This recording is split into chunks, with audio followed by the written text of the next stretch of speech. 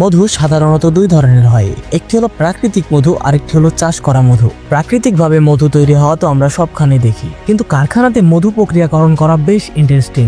সাধারণত চাষ করা মধু বলতে বোঝায় মৌমাছিদের আলাদা বক্স তৈরি করে দিয়ে মধু তৈরি করা, এবং বক্সগুলো যখন মধুতে পূর্ণ হয়ে যায় তখন সেগুলোকে কারখানায় পাঠানো হয়। কারখানায় আসার পর মধু বের করার প্রক্রিয়া শুরু হয়ে যায়। এই কাজগুলো হাতে করা গেলেও তা অনেক সময় সাপেক্ষ ব্যাপার, তাই এই পুরো কাজ করা হয় এই মেশিনের মাধ্যমে। এই মেশিনটি প্রথমে মৌচাকের উপরের স্তরটা কেটে দেয়, তারপর এক ঘূর্ণায়ন মেশিনের মধ্যে মৌচাকগুলো রাখা হয়, আর এখানে বেরিয়ে আসে নিখুঁতভাবে প্রতিটি ফোঁটা মধু।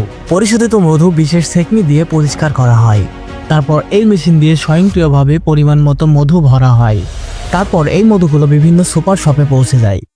আমাদের দেশে যেভাবে আনারস কাটা হয়, বাহিরের দেশগুলোতে কিন্তু সেভাবে আনারস কাটা হয় না। সেখানে উন্নত প্রযুক্তি ও মেশিনের সাহায্যে আনারস কাটা থেকে শুরু করে প্যাকেজিং সবকিছুই করা হয়। আনারসগুলো বাগান থেকে তুলে আনার পর সম্পূর্ণ পরিষ্কার করার পরে এই বেল্টের উপর তুলে দেওয়া হয়।